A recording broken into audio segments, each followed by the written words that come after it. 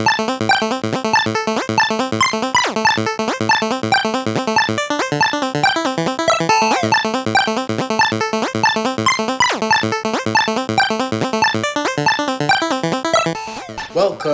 to this week's episode of the Relly&delly podcast. I'm Relly. And I'm Delly, and today we're talking about Faces of Death. It's crazy. It's this, it's that, it's everything. It's so Faces, horrible. barbieferreira, I'm so tired. Oh, my legs are sore. I'm going to play back everything that you're saying. You're going to isolate the audio? Yeah. How dare you? Because I can't listen to what you're saying because I'm thinking about what I'm saying. But I always know it's ridiculous. Those things are just for me. I only hear the very last thing you say every time. I think that's the general consensus of everyone who listens to this. Yeah. Welcome, you guys. Welcome. As we mentioned, today we are talking about 2026's Faces of Death. It is a horror suspense movie that just came out within the last week or so. I do want to let you guys know that we are going to give you a little background before we jump in. This movie was directed by Daniel Goldhaber. I looked at his filmography. I didn't see anything that really stood out to me. And guess what? I'm on the Wikipedia. So I know what's going on out here, up there, and around. All right. So, he did do a movie called Cam in 2018, and that's been in my list for a minute. And I heard it's actually pretty good. Okay. I think it's very maybe reminiscent of this like modern technological horror situation. Right. He also did a movie called How to Blow Up a Pipeline. Sir. And then he has Faces of Death, which is his third feature film. He's done some television directing as well as some short films. So yeah. I do want to give you guys a little bit of a background on Faces of Death as well. So for those of you who don't know, in the 70s and 80s, there was this video series called Faces of Death. And yes, it is a series. I think it's like 6 or 7 of these movies. Believe it or not, I have not seen any of them.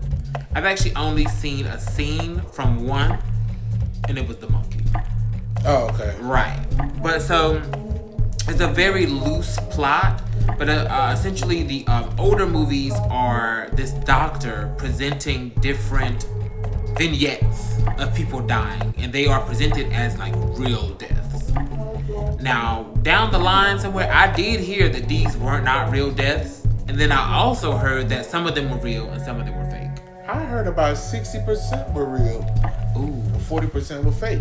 See, that's part of it. So that's the hearsay. That's the gossip. That's the talk. Yeah.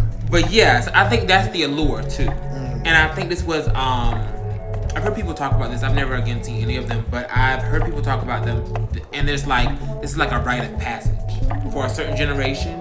For a certain generation, where it's like, because oh my God, my older brother gave me Faces of Death. We're gonna watch it tonight at the sleepover. That type of thing. Right. Like, these fucking like kids, these tweens, early teens, probably watching this and being like, this is a thing to do. Meanwhile, our generation had ISIS beheadings on actual YouTube at the beginning of YouTube. We did. So. Yeah, for the bitches in the 70s and the fucking 60s, I'm sure that shit was bonkers. Yeah. But here today, you could go on X and see a motherfucker get gunned down or ran over or shot or fall off a building or set on fire or eaten by some animal. Today. On today. Which is one of the things that, like, the film, spoiler alert, takes a more of a meta take. Right. I was going to mention that as well. So I wouldn't even want to say spoiler alert. Oh, yeah. So, but it's probably smart because the whole allure or sensitivity of seeing a dead body, honestly, I think is, like, no longer a thing. Like, people are posting. You don't think people are gagged anymore? No. I think they are desensitized. Some people will always be. Reality. I'm one of those people that's still like, hey, in the family chat, can we not? Hey, on the timeline, could we not just post somebody literally being murdered? Ooh. This is nuts. People's literal dead bodies close up. And But I feel like as a whole, most people aren't. Most people aren't. And you know, not to go on a tangent, I think it started with the automobile and car accidents. I think for a minute I thought you was doing a bit, but I see that. I think it started with the automobile. The automobile. But no. I think like back in the day, bitches walking was the way to get where you were gonna go. Hell, a couple people could fall off a horse, but that was one thing, right? Yeah. But the way that people like rubberneck at car accidents and car crashes, or even if you're just somewhere and you hear the tires screeching and people like break their neck to see where it is, how much of it is to see to get out of the way? How much of it is to see the carnage of what happened or is about to happen? Yeah. Who can ever be sure? But I do think that we live in a day and age where death is very familiar. Spooky ooky. You know, and you know, one day we're gonna find out the real effects of the amount of things that we're able to see that we just were not meant to ever see or really experience. Yeah. Or that people 200, 100 years ago just could not have experienced because of technology, social media, automobiles, whatever, you know? Yeah. But I digress. We're gonna get into that was actually pretty good. I mean, the studies are already starting to surface about the younger generation versus like somebody like a Gen X.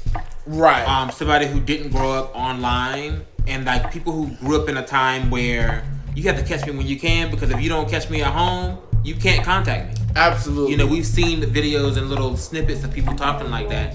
And I think that you're absolutely correct that there probably is going to be a bigger study to come over time, because you do need that time. Yeah. That's going to really expose a lot of stuff there. And I think people are just going to kind of change. I guess they already have changed. Yeah. Changed in what sense? It doesn't mean it's good. Oh. It doesn't mean it's bad, but it's not the you same. Be changed. Yeah. Absolutely. Yeah, I think like they're gonna change and shy away from it. Oh no. That's here to stay. If anything, they're gonna dig deeper into it. Yeah, we will be affected as the implant of it all. Being able to blink twice and Google something. Absolutely. Yeah. Very much that. But again, we digress. I hope you love these little rants. Hopefully, tell us if you want to do some more rants. Anyway, so as we do here, we do our 4 categories. We do story, we do acting and dialogue, cinematography, and sound design. So let's go and jump into the story. A little bit of synopsis. So Barbieferreira Rocher. Sorry, Barbie. Barbieferreira stars as Margot. She is a content moderator at this company called Kino. And Kino is very, YouTube, TikTok coded. And, a moderator is a real job. And I've heard they have some horror stories. Yeah. Because everything that you see on these platforms, someone's watching everything and taking some of that stuff out. Yeah. So imagine the craziest thing that you've seen. Something was even crazier, and they didn't let it go through. Yeah. That's the way I see it. Yeah, the era of like AI moderators is fairly new. I want to say where they're handing over the reins. Yeah. And it's actually not making things better. It's making things better at all. AI is nowhere near perfect. Have you seen the Waymo? Absolutely not. Yeah. Yeah. But yeah, so she stars as that content moderator, and she sees a video that kind of sticks with her, and she's kind of like, is this? Nah, I'm just gonna flag it.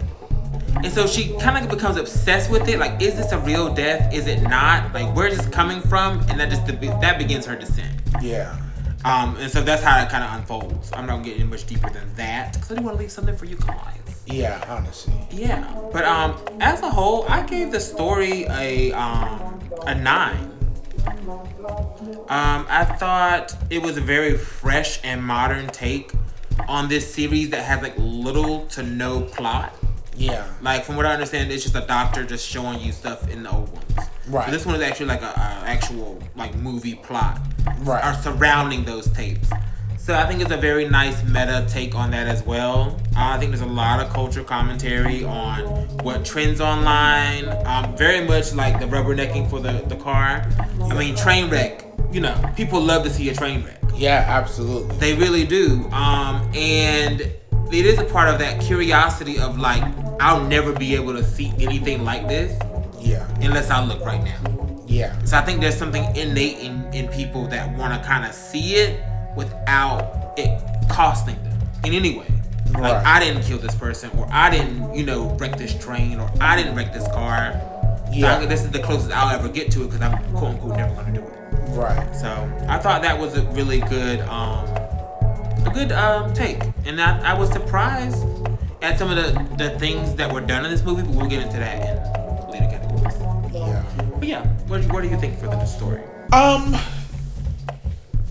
can see that. I'll give it an 8. Mm-hmm. Honestly, it's a very smart film. It honestly is. The use of the film, it does make its way actually into the movie. Margot kind of uses it as like a template to figure out what's going on, find like an online community, to like see like what's going on with these people. Does anybody know about this type of stuff? Right. And to learn more about the things that are being recreated, Exactly. And I think that was a brilliant way to do it. In the movie, we see what a realistic response to death and tragedy looks like, especially online. You know what I mean? Yeah. It's too many people online who you see someone be killed, even if it's police brutality, a car accident, something, there'll be one fuck ass bitch in the comments who's just like, deserved it. Or literally just laughing at the person. Yeah. And those people are discussing, you're gonna burn in hell. You're gonna burn in hell. But that's depicted in the film. Yeah. You know what I mean? The lack of concern for other people, even when someone is screaming.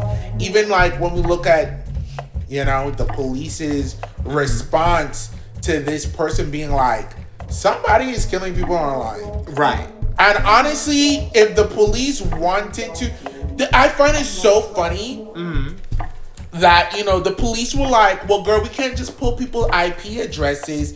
We need like actual evidence. Right. Yet, in 21, when police in Miami shot someone who I actually knew, a customer of mine at Staples, shot him face down while he was showing up to basically help one of his clients. He was a doctor, a therapist that works with people with, mental differences and developmental differences. And one of his clients was having like an episode. So he showed up. He showed up to tell them like, hey, I can help, everything. The police literally, and it's on camera, are like, get on the ground. He was like, I'm his doctor. I'm here to help you. They were like, get on the fucking ground. He gets on the ground. The police then shoot him in the back immediately. The craziest thing. So I say something inflammatory that I won't repeat here, which is something like, oh, they should blank. Literally, with it that day. Because I was like, if you're on my Facebook, I wake up at 7 o'clock in the morning and I post nonsense. Or late at night at 1 o'clock in the morning, I'll post a joke or something. Go to bed, wake up to laughs and forgot I said it. So it was like 6 o'clock in the morning, went to bed, woke up. We're packing up our boxes to move states. I come home and the police are in our apartment surrounding Trendell. And I'm like, what the fuck? How are you able to find me from a blocked private Twitter account that's not public in an apartment with a Wi-Fi and internet that's not in my name? I have no connection to Trendell on paper at that point. Yeah. So how exactly did you find our actual place, find our actual apartment number? Yeah. But you bitches can't find this motherfucking killer bitch? You're crazy. And this is actual. I've called the police in the beginning stages of college for actual crimes, for help. I personally have never been helped by an officer.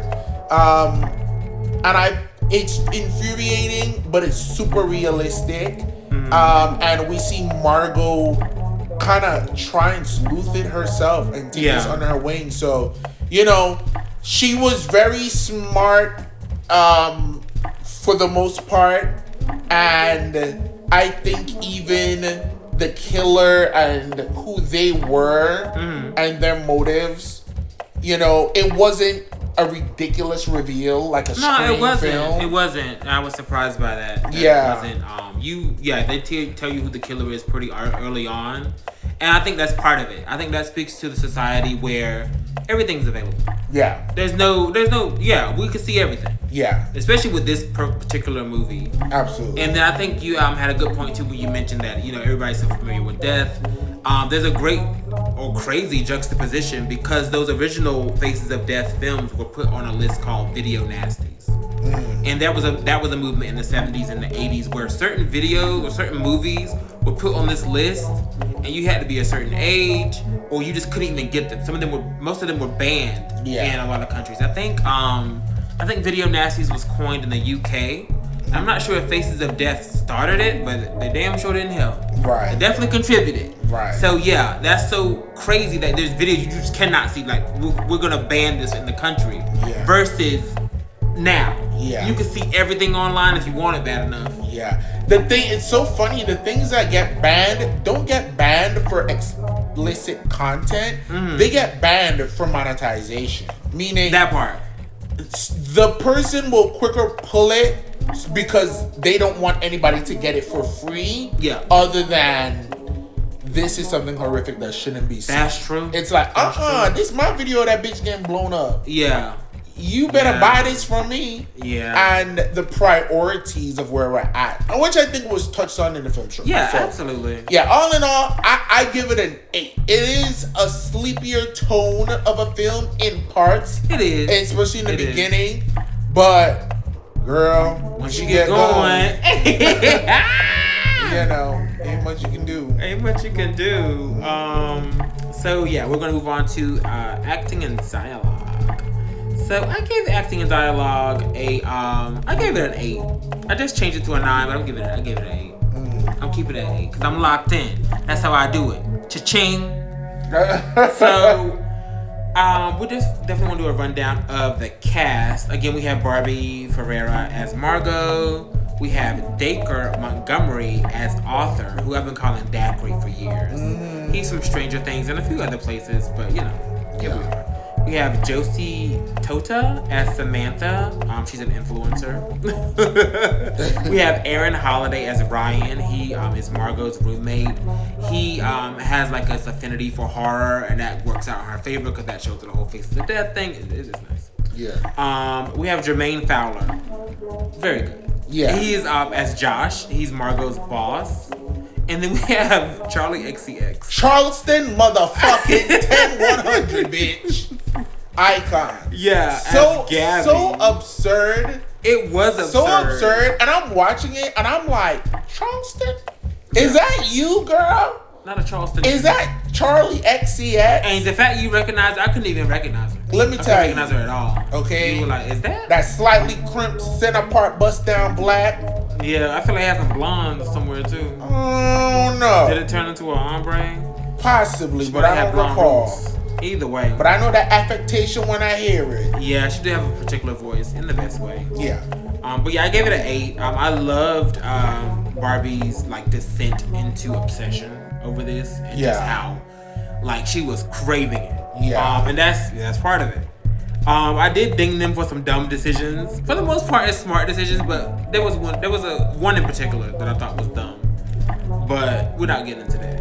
Yeah. But I dinged them for that. But I think that's horror movie decisions, so you only can do so much. But I still ding them for it. Something I found interesting was Dacre Montgomery. He has OCD, and he channeled that into his character in this movie, which says a lot. Once you see it, go see it and come back to me. Yeah. But I do think everybody did a great job with their characters. I think they, fully embodied them, and it was a good time. I mean, Dacre was crazy. We one man. So, he was a big bitch. Yeah. Have the audacity to be wearing nude, right? Nude colored. What's that? Spandex, nude, lycra. Yeah, something along those lines. I'm like, wow, what a wide back. Yeah, you big back bitch. You evil man, evil. Yes. I gave acting and dialogue Yes. a toss up. I could give it an 8 too. Honestly, when I tried to go based off of the film itself and not other things that I've reviewed. Yeah. There's a few things I didn't like, and honestly, it wasn't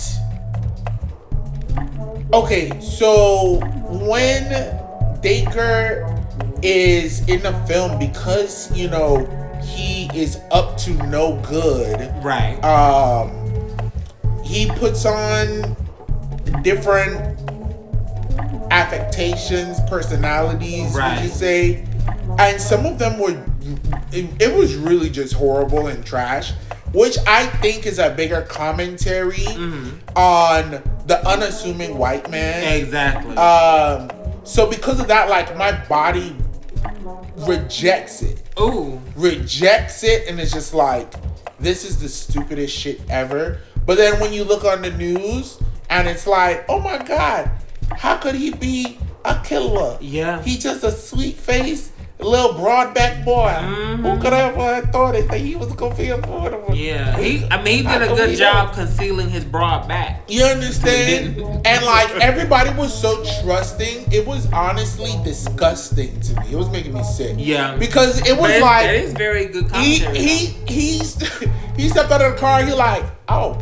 And it was like, the guy was like, what happened? He's like, I cut my hand. On what, sir? In your own car? There were no questions being asked because of who he was and how he looked. Yeah. And it's infuriating, but it's also real life. So I can't ding it for that. Because then, like, when he really becomes himself, he was putting on like his real voice, and he did a really great job. Super excited to see Barbie acting. Yes. Love you, we were very girl. happy to see her here. Yeah. We're stomaching through the final season of Euphoria, not off of any other thing other than commitment, and we're here. But her being gone is ridiculous. And it was very upsetting. But happy to see her in this film. This actually was filmed completely in 2024. No, 2023. I think it was 2023. Yeah. It finished, and they did some more like principal photography in like 2024. Yeah. And only just came out in 2026. So excellent to see her. She got to really showcase her acting chops, and like the more you learn about Margot's backstory, right? And like, we got to see the rising action, and the final moments of the film. Yeah. She took the gloves off, and I think she gave a stellar performance. I agree. There were some lines in the film. I'm gonna give them to you without context. First is DIY horror is tracking. Give the people what they want. Sick. Yeah. And the other is, if I can get closer to God from eating brains, then why not? True. Sick. True. But yeah, give it a Yeah. Very much that. Cinematography. I gave cinematography a 9, and I'm gonna tell you why.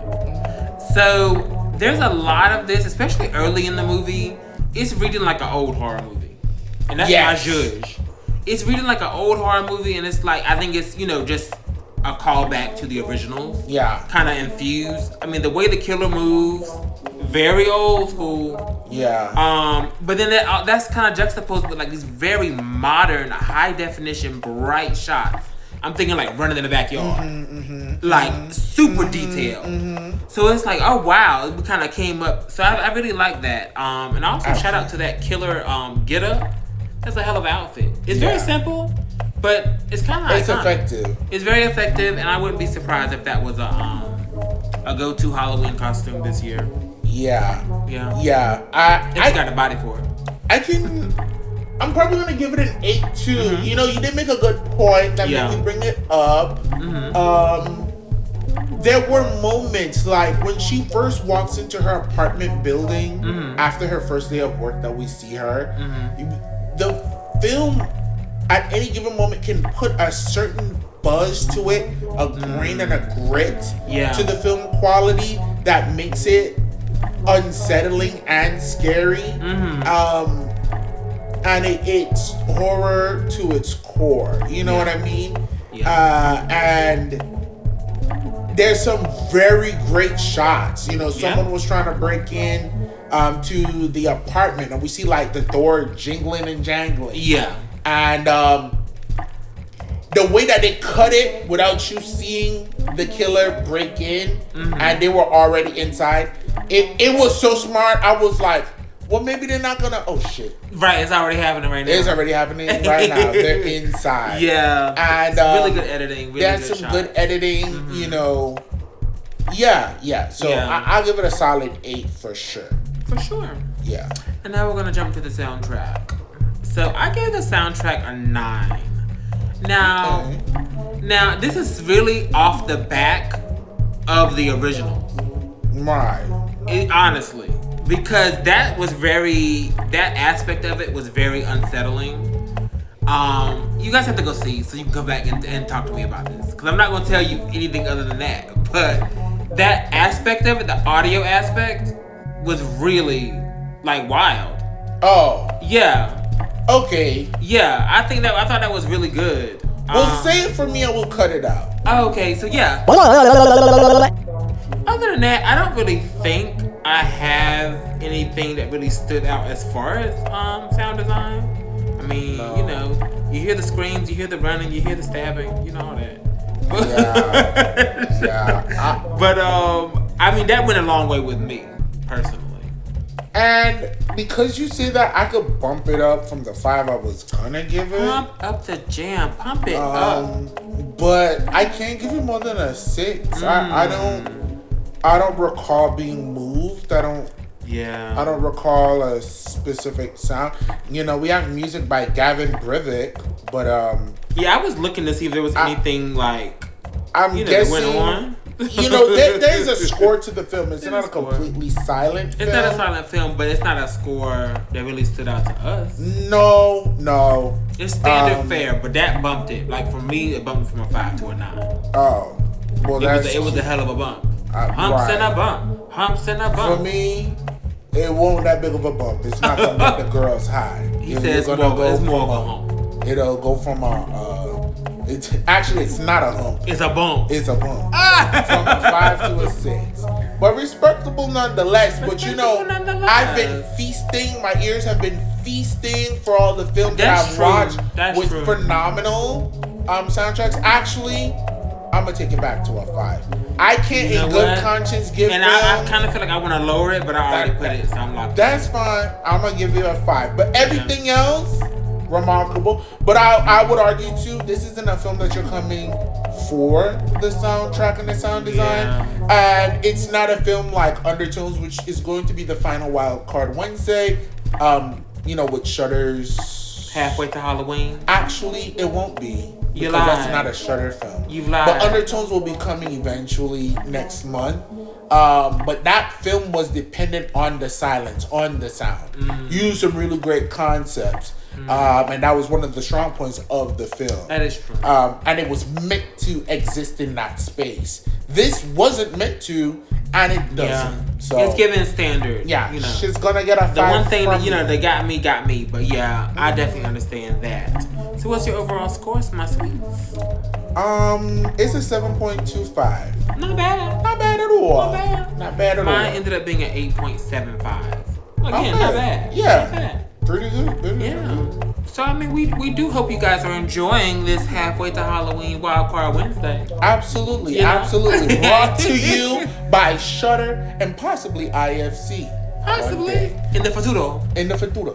But I will say that honestly, if you like suspense, if you like thrillers, if you like horrors, if you like slashers, and if you're interested in seeing more modern takes that are, Yeah. you know, effectively done in this day and age with realistic kills, realistic scenarios and responses from the community and the world. What would really happen if something kind of crazy like this took place on the internet? Yeah. I definitely say take a look at it. For You're sure. gonna get some great performances from Dacre, Jermaine Fowler, and of course Barbie, the icon, the GOAT. Yeah. You got a little, you know, 1-2 punch from Charleston, 10-100 for absolutely no reason, but it's great.